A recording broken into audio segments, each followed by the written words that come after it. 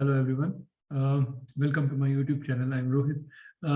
I am the author of this book, Decoding Gravity, Time and Causality.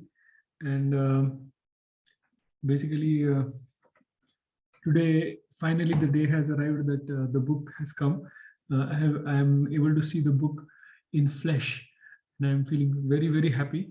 So I thought that probably it's time that I tell you all, if at all any of you are interested in going through the book, who should be the one who reads the book, and who will be probably interested in reading the book.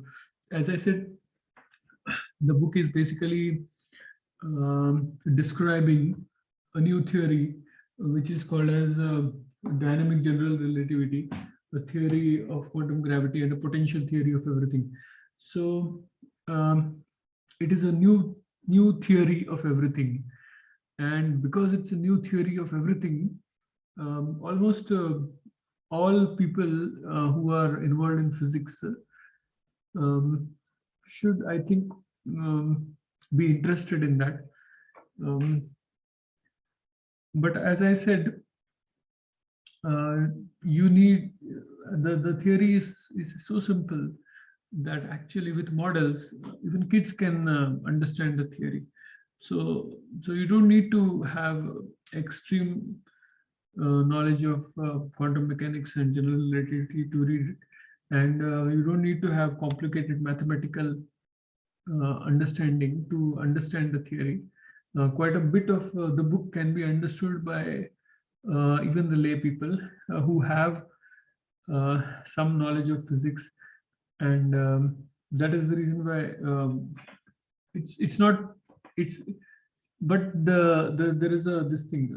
I mean, if you are working in any kind of field in physics, like if you are working in cosmology, if you are working in astronomy, if you are working in mm, general relativity or gravity, or if you are working with alternative theories of gravity like entropic gravity, or MOND, if you're working with MOND, if you're working with other things in this thing like black holes and black hole physics and information, if you're working even with the other way around, that is the quantum mechanics or quantum information or quantum field theory, high energy physics or particle physics, theoretical physics. So basically this is a branch of theoretical physics. So any person who is interested in theoretical physics should be interested in reading the book. But theoretical physics, high energy physics, particle physics. Now, people who are interested in quantum gravity, and they are working presently in some theories of quantum gravity, like string theory and loop quantum gravity, should be interested in it. So I think that not only these, but other specialties of physics, like chemistry, physical chemistry, or molecular physics, or those who are interested in biological physics and photonics and lasers and electricity and electronics and superconductivity and metallurgy and all those things. Even because the theory is going to not only deal with gravity, but it is going to deal with electromagnetic force. It is going to deal with strong nuclear force. It is going to deal with weak nuclear force, and it is going to deal with. It is going to tell what exactly is wave-particle duality, and it's going to explain quantum mechanics and information and quantum. What are the fields and all? What are strings, and what exactly is time in loop quantum gravity? So I think that the book should interest any person who is working in any of these fields. And eventually, time will come when this theory is going to touch each of these fields. There is no doubt at all about it.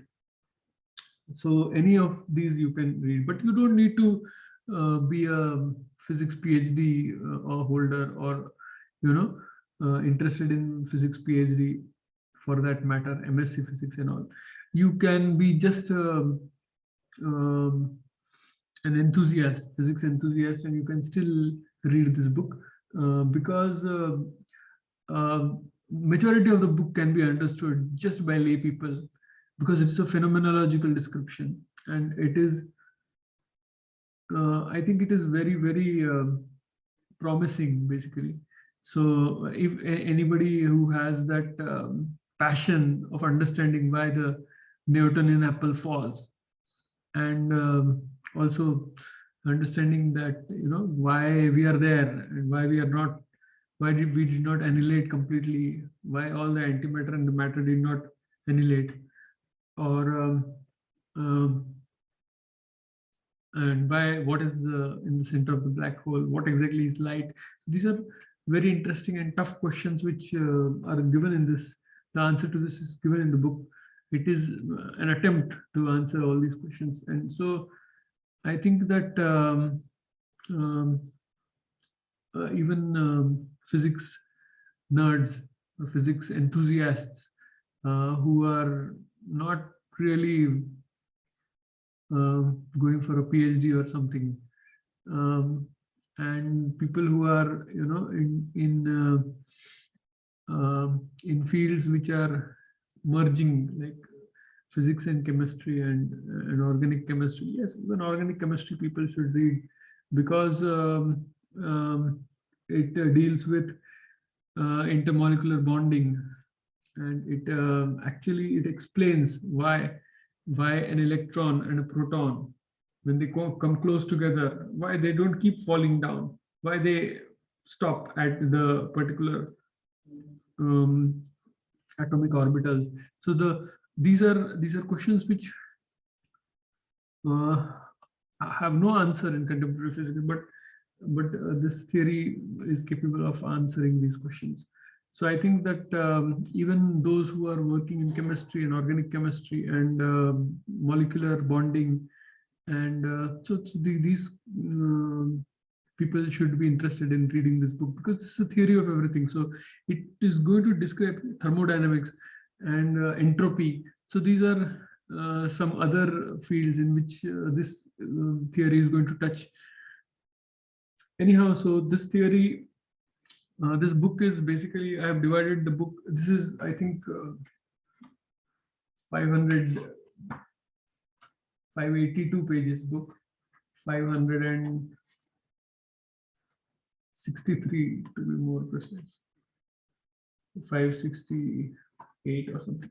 Anyhow, so 560 pages book, and I think you guys, you can finish it very fast. Out of that 560 pages, about 60 pages is just part one. So I've divided the book into 4 parts actually: part 1, part 2, part 3, and part 4.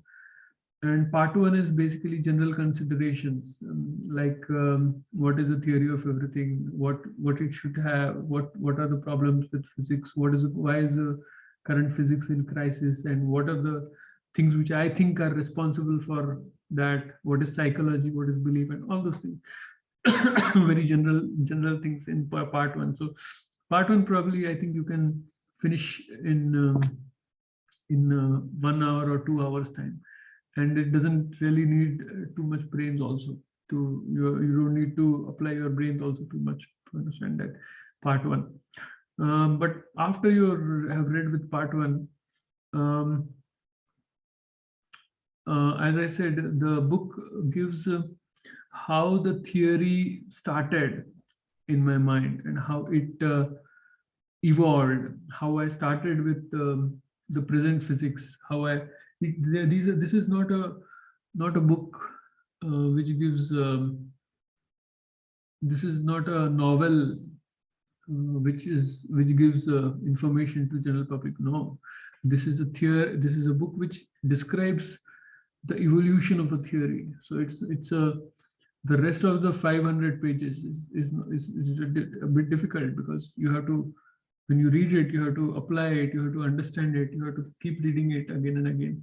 So these 500 pages are not going to be that easy, but you have to read it in a particular manner, and then it's easy.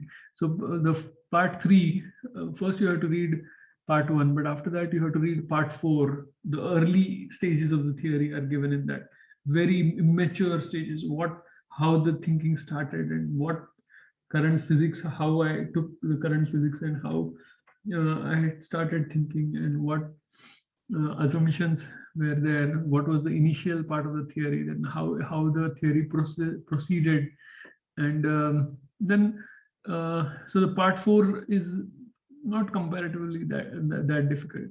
Okay, part 4 is also very simple. Then you come to part 3, and then the last one is part 2.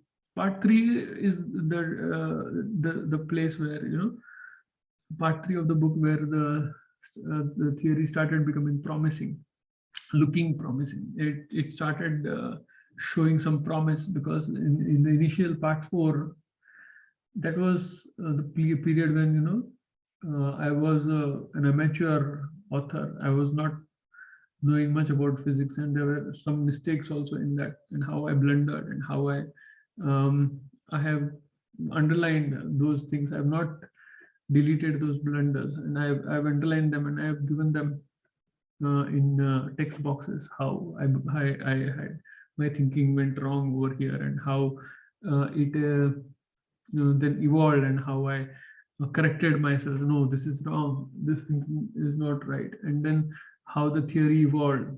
Then what is the present status of the theory, and how the theory holds future, how the theory holds promise in future. That is basically given in the, and how it explains or how it answers a lot of questions which are there in the theoretical physics. So that is in part 2. So once you have read part 1, you have to go to part 4, then you have to go to part 3, and finally you have to come to part 2. Part 2 is the ultimate one. The part 2 is basically the present status of the theory. So if you are reading the present status of the theory directly, then it will not make any sense to you. It will be really difficult for you. But yes, part 2, that is the present status of the theory, is about 100 pages. So it essentially, if you want to read the book, if you want to know the present status of the theory, and I think that you people are geniuses. So I don't think it should be that much of a problem, even if you read only the present status of the theory. But even then, I think you can read it in a couple of days, I think. But I think to really understand it, you have to apply your mind, you have to keep thinking about it, you have to keep, you have to basically inculcate scientific humility. I am going to I'm going to give a few videos about how the human psychology is a hurdle, and there are some biases which will be a significant hurdle in understanding this theory. So you have to keep those biases aside, you have to keep the ego aside, you have to keep the imagination on, and you have to keep thinking about it, and you have to keep your preconceived notions aside, because these preconceived notions or preconceptions or prejudices are one of the biggest hurdles which you would face. So anyhow, what I would recommend is that if you can buy the book and read the book, you will get to know about the theory very, very definitely. There is no doubt about it. But even if you're not doing that, if you subscribe to this channel, I'll be adding some videos in it, and you can get a fair idea about what the theory is. And probably after hearing those videos, probably you will make up your mind about buying the book and reading it. But I suggest that you have a look at the introductory video which I made, the first video, which gives a fair bit of the idea about the quantum gravity part of the theory. It is not giving about information about the theory of everything part of the theory, because it's much more complicated. But even the MOND part is not that much explained in that, but still it's an introductory video, so you can have a look at that. And also I'm going to upload many more videos, so I think you subscribe and you share, and I think thank you very much for your attention, and hope that you like the book. Okay, thank you very much.